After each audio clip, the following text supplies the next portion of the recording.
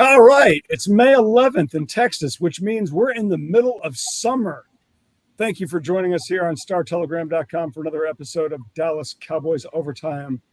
I am Fort Worth Star Telegram sports columnist Mac Engel, and I'm dressed appropriately for 98-degree weather. It's May. This summer is going to be the worst. We have two seasons in Texas, spring and hell. Clarence, you were born and raised in Texas. By the way, I need to introduce you. That is my colleague, that beautiful man, Mr. Clarence Engel Jr. Clarence, we have two seasons in Texas. Should we ever expect anything other than 95-degree temperatures until September 25th? Oh, yeah. For the summer, for sure. I thought you meant year-round because as soon as Jerry has a Super Bowl, we're going to get a snow Mageddon. We have something big at AT&T Stadium. There's going to be some. That's a good point. Once in a lifetime snow event, but right. Summer is hot. I mean, that's what Texas is about. It's about the heat. It's Clarence. It's May 11th. It was 98 degrees. Like I think we were due. Remember, like 10 or 11 years ago, we had that record heat wave where like the tops of trees were burning up. You remember that? Yes. I think we're due for another one. And my question, like you have a house at the yard. At what point do I just white flag the yard and don't even bother like watering it? Well, I mean, you will have the water ordinance coming in, where there will be, you can only water on certain days of the week and certain times and whatever else. So all that's coming. Hey, it's Texas. It's the summer. I mean, I remember reading stories in Chicago when it was snowing in May, in June. So, I mean, what do you want? What would you rather have? Air conditioning. That's all I really want. And you have that. And you have tons of air conditioning. Yeah, real quick. Last thing before we get to the Cowboys football and maybe a little bit of Dallas Mavericks as well. What do you set your thermostat at in the summertime? I'm a 72, 73 person. It's expensive. What do you set yours at? Don't tell anybody I said this. 78. Oh. 78. And your wife is okay with that? If it was up to her, it'd be 98. Okay, well, that's good. Okay. For me, I'm going to be buried in a refrigerator. Anyways, that's enough summer talk. Dallas Cowboys rookie minicamp is coming up. We are fast entering that dead part of the NFL's calendar where we'll have rookie minicamp. Then the veterans will come in for a full-fledged minicamp. Then we'll have 6 weeks off or so. Then the start of training camp, which the Cowboys will return to Oxnard, California. Clarence, this is the first time we will actually have a chance to see these guys together. Who amongst this crew are you really excited about watching? I know everybody's going to say Tyler Smith because he's the first-round pick, but in my mind, there's some other guys that I'm really excited about watching, starting with Sam Williams, the second-round defense pick out of Ole Miss. What about you? Yeah, and to me, it's Jalen Tolbert, receiver, third-round pick out of South Alabama. Now, certainly, the thing about minicamp, it's like the Underwear Olympics. Yeah, you're right. We don't know what we're looking at, especially with offensive linemen, okay? Right. That's why I didn't care. That's why I didn't care about saying Tyler's big. Tyler's going to be big. But what is he doing? All it looks, we can't make anything out because there's no pads. You can't touch him until he can put his hands on somebody. I'm not going to get excited about Tyler Smith. But as far as Tolbert, considering they lost Amari Cooper and Cedric Wilson, and they won't have Michael Gallup for first 2 or 3 weeks of the season, they need Tolbert to come in and play. And here's a guy who can come in and flash, and we can see what you have at receiver, what you have in Jalen Tolbert from right off the bat. And here's a guy, even though he's a third-round pick from South Alabama, here's a guy that everybody likes. They think he's a ready-made receiver. He's big. He's kind of a Michael Gallup starter kid, and he's big. He's a big play guy, speed guy down the field, can make contested catches. Yeah, so I'm excited. I think he's a guy who's going to flash early for the Cowboys. Clarence, obviously they got a starter out of this draft. Tyler Smith is going to start unless he's just hurt or he's just terrible. But he's going to start. Out of the 9 players that they got, is there any other – take the injury part out of it. Let's say everybody's healthy, which I know that's a lot to ask. But take the 9 guys that they picked, 9 guys. Is there any week 1 starter in that crew other than Tyler Smith? No. I mean, and you have to look. The only other 2 options will be your second and third round picks. You're certainly not expecting that out of your fourth round pick, the tight end who's coming in to be a backup, and the rest of the guys are projects to a certain extent. But I mean, Sam Williams, who you like, he was a nice pass rusher in the SEC out of Tennessee. I'm sorry, Ole Miss. He's going to come in and be part of the pass rush rotation. Now he's going to play. I mean, starters is relative. He's going to play a lot. He's going to play a part of the pass rush rotation, and that's what you like. And the thing with Tolbert, he's going to be a part of the 3 receiver sets from the beginning. He may be the second best receiver from the beginning. I don't know. Certainly James Washington, will be there. Kid from Pittsburgh, but starters is Tyler Smith. The rest of the guys, it's really the first 4 picks will play a lot. Yeah, and whoever that kicker out of Texas Tech. All right, let's move on to our next subject, which is Stephen Jones coming out and saying that if I heard this right, did he say the roster is set and they're not going to add any veterans? No. What he said was that they were going to free agency. We're not done, and there will be free agency after the draft. But the draft they're not adding anybody. You and I both know that. So I'm just saying the roster pretty much set now. I mean, because who you adding? What you doing?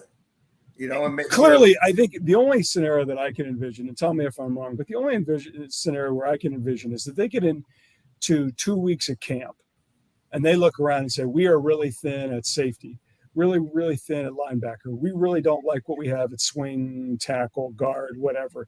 That they're not going to like a certain position. And then they will go out and make a move for somebody, a 7th round pick or somebody off the street. I can't see them doing anything other than that, with the possible exception of what they do with their backup quarterback. I know they got away with one last year. They won with Cooper Rush. They're not bringing Warren Baker here. Okay, I'm sorry. They're not bringing. That's not going to be Baker Mayfield. They should bring in Baker Mayfield. Give up a 7 for Baker Mayfield. They're not bringing Baker in to be the backup. Like that. You know what? I'm glad you brought him up. We got plenty of time here. What is going to happen to my favorite quarterback from Oklahoma? What are they going to do? Where's Baker going to go?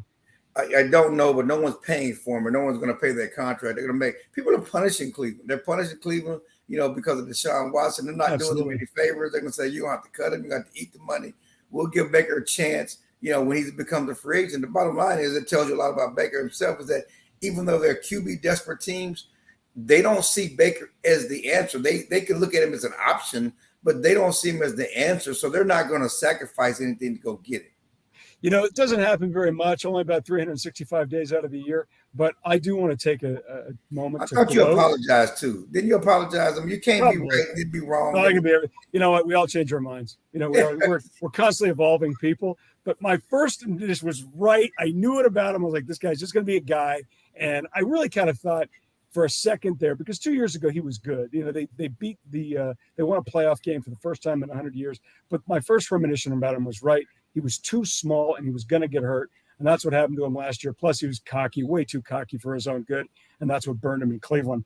All right, let's go on to the thing that the NFL is marketing now in a way that only the NFL can market, which is the schedule release is coming. Obviously, it hasn't happened yet, but games are being leaked out. And as we look at the Dallas Cowboys 2022 NFL schedule, which will be announced later this week, obviously the game that everybody is circling is Dallas at Green Bay. Mike McCarthy's return to Lambeau Field since the Packers fired him and his marriage with Aaron Rodgers officially ended. Can you think of a game, Clarence, the last 10 or 15 years that will have this kind of regular season hype with this much backstory and drama like this one? There have been others.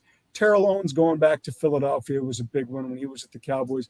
This one feels different because of Aaron Rodgers and Mike McCarthy. Yeah, you have the history there. The Aaron Rodgers and Mike McCarthy. You have I think the Cowboys' first trip back says the Dez Bryant catch and no catch. There's a lot of layers here with this, but just Mike McCarthy took them to the Super Bowl, got fired midway through the 2018 season. He and Aaron Rodgers didn't get along toward the end of their tenure. Of course, Packers have consistently been back in the playoffs and have great records. And Rodgers has won MVP. They still haven't gotten back to the Super Bowl without Mike McCarthy. Let's put that out there. But they think they've upgraded. This is Mike McCarthy's chance with the new team to go back and show them what they missed, And so there are a lot of layers here. You got Dak against Aaron Rodgers. It's good stuff. It's going to be high drama, and it's fitting that it's on the road, that it's at Lambeau and it's not in Dallas. That they're going to play each other. But yeah, that's November 13th. November 13th. Thank you very much. I'm glad you mentioned that. The other games on this schedule, like I said, I want to make sure that this schedule doesn't come out until later in the week when the NFL. No, it comes Thursday. It comes out Thursday. I mean, this week has gone by pretty fast. It's tomorrow. Not the truth. The other big games on the road, other than the divisional games, obviously, at Chicago, at Detroit, they'll get to see their good friend, former Dallas Cowboys tight end and Glen Rose product, Dan Campbell.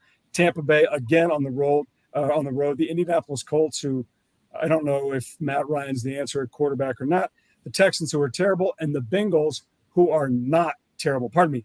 Those are home games. Those are home games. Chicago, Detroit, Tampa, Indianapolis, Houston, and Cincinnati. The away games outside the division, Green Bay, as you mentioned, Minnesota, the LA Rams, again, the Jacksonville Jaguars, who are still in the NFL, and the Tennessee Titans, who have a quarterback that doesn't like a backup quarterback, and Brian Tannehill. Clarence, as we look at this schedule, I know this is way, way too early.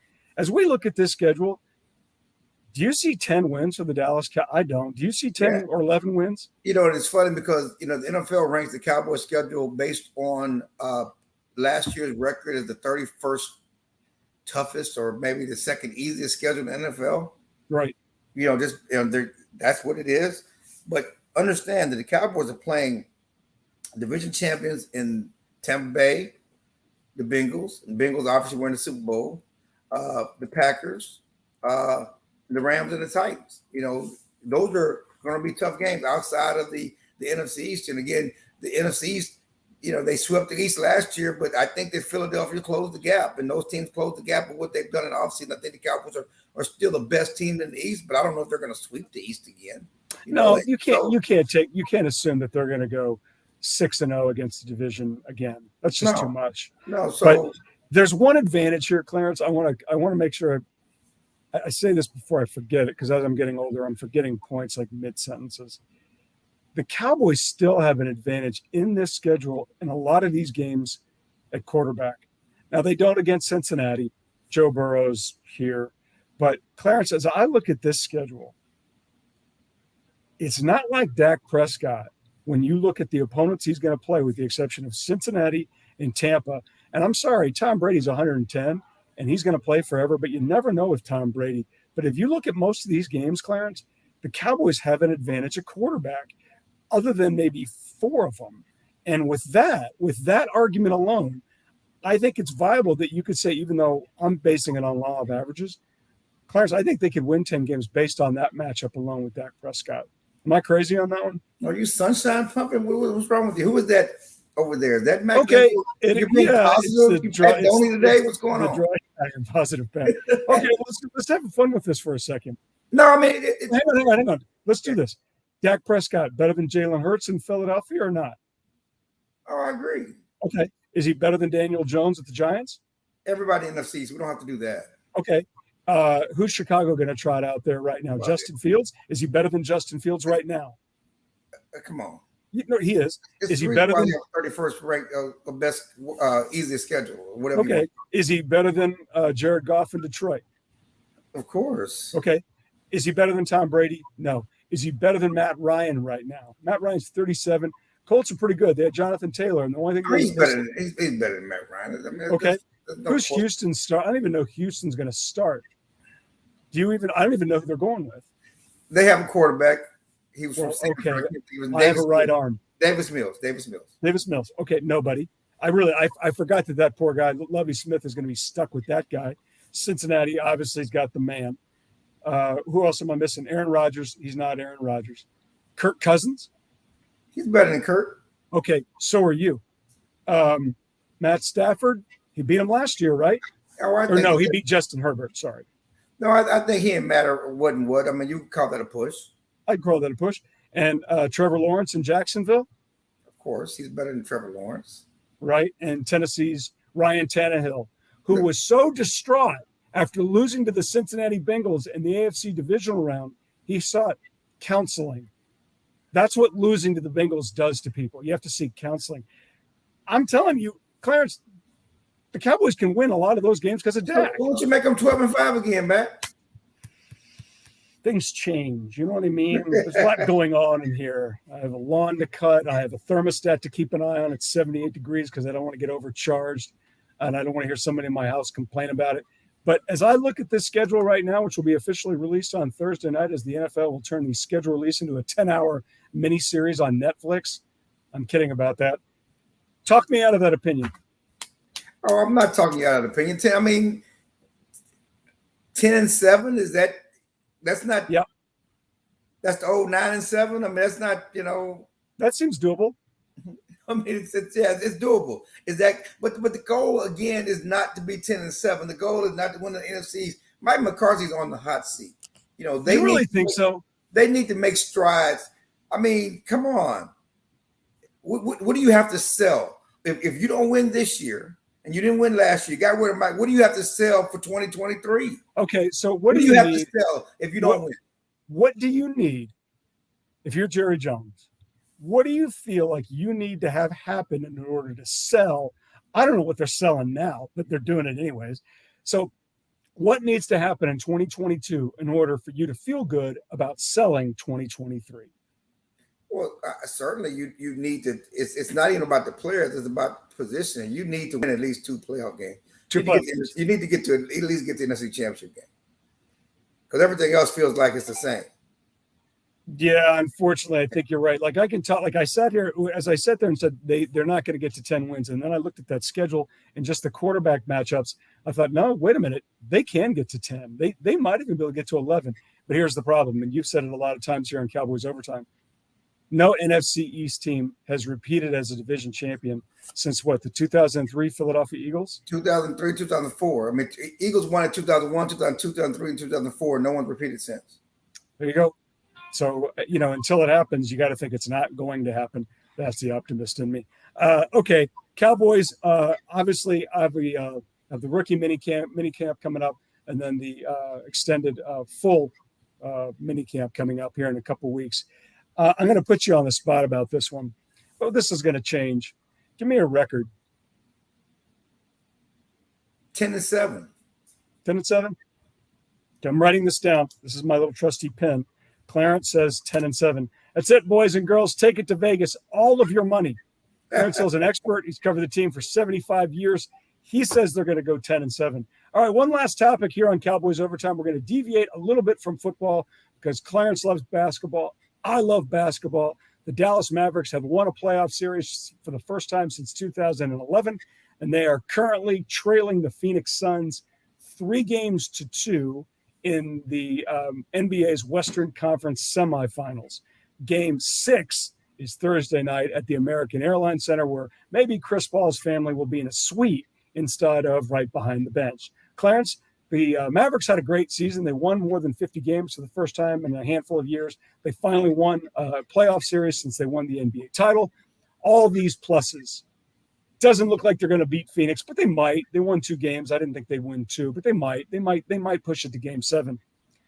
Is the Mavs season a success, even if they don't advance to the NBA's Western Conference Finals?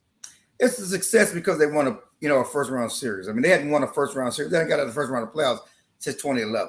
Right. And you see the seeds of a foundation of a possible championship team. The fact that they're going toe to toe with Phoenix tells you that they're right there. And they're right there. And this team was rebuilt on the fly in the middle of the season after Porzingis trade. And so you still have some things to build on. And look, as great as he is, he's still a young player, and they're still getting comfortable with each other. They got to, certainly what you're going to do with Jalen Brunson and how you're going to go forward with that after the season. They may lose him. That would be a step back. But what they've done so far is a success. And certainly, there's a chance that they can win at home. I mean, I think there could be some uncomfortable hugs. There'll be more uncomfortable hugs Thursday night, at American Airlines Center. And it's funny because I don't know if you saw the Suns kind of mocking Luka. Oh, yeah. The Luka special, how he lays and kind of lays on the court after he falls down. And yeah, they mock Luka. And yeah, he does this a lot. yes, and the last time somebody mocked a Maverick superstar, That didn't go well. 2011. It didn't end well for LeBron and D Wade because they were mocking Dirk.